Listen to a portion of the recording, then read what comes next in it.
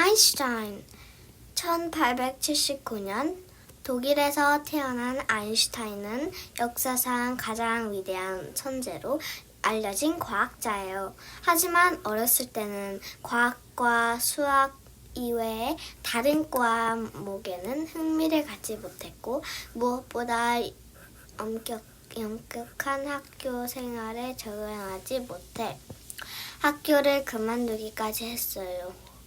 그 후 스위스로 건너가 좀 더 자유로운 분위기 속에서 공부할 수 있게 된 아인슈타인은 대학을 졸업한 후 특허 사무소에서 일하면서 남은 시간에 자신이 좋아하는 물리학을 연구했어요.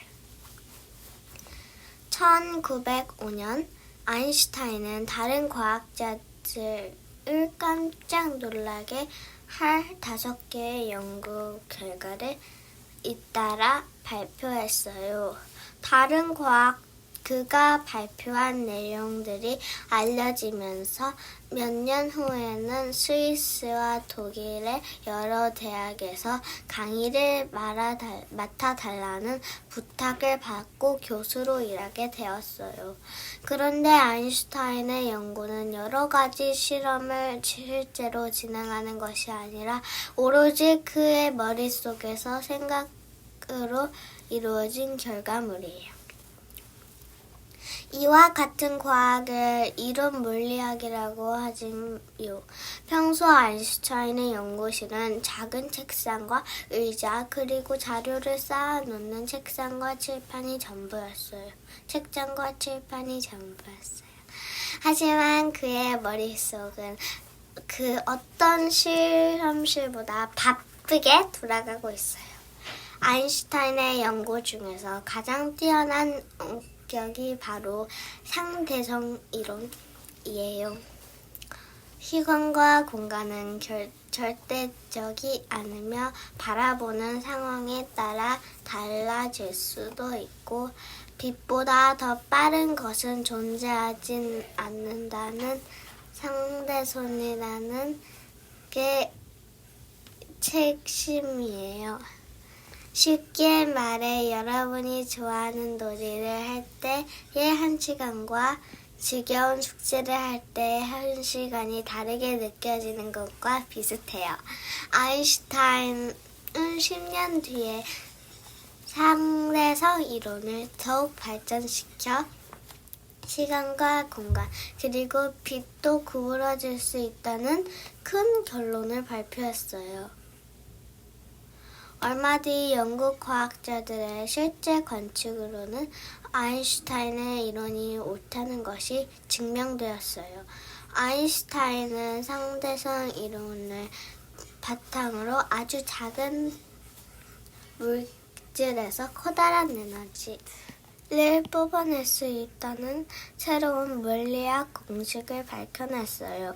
이것은 원자력이라는 새로운 에너지는 물론 원자폭탄을 만드는 기술의 최초 역할을 하게 되었지요.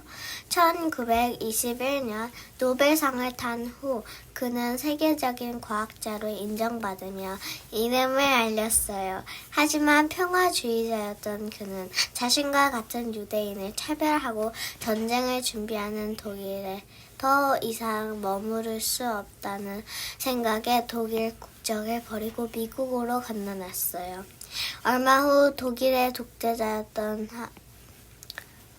히틀러는 제2차 세계대전을 일으키며 유럽 전체를 전쟁터로 만들어 버렸지요. 아인슈타인은 혹시 독일이 원자폭탄을 만들어 전쟁에 사용한다면 돌이킬 수 없는 끔찍한 일이 일어날 것이라는 두려움에 독일과 전쟁을 벌이고 있던 미국의 대통령에 이를 막을 준비를 하라는 편지를 썼어요. 하지만 아인슈타인은 몇 년 그 후 그 편지를 쓴 이래 자신의 인생의 가장 큰 실수라고 고백했어요. 미국은 세계 최초로 원자폭탄을 만드는 데 성공했고 1945년 독일과 함께 전쟁을 일으키는 일본을 항복시킨다는 이유로 원자폭탄을 일본 땅에 떨어뜨리면서 수많은 사람이 죽고 다치는 비극이 벌어졌기 때문이에요. 그 후 과학자로서 그리고 전쟁을 반대하고 평화를 사랑하는 사람으로서 많은 활동을 한 아인슈타인은 1955년 미국에서 76세의 나이로 세상을 떠났어요. 그리고 과학자를 꿈꾸는 세상에서 많은 어린이들에게 가장 존경받는 위인으로 기억되고 있답니다. 질문이 정답보다 중요하다.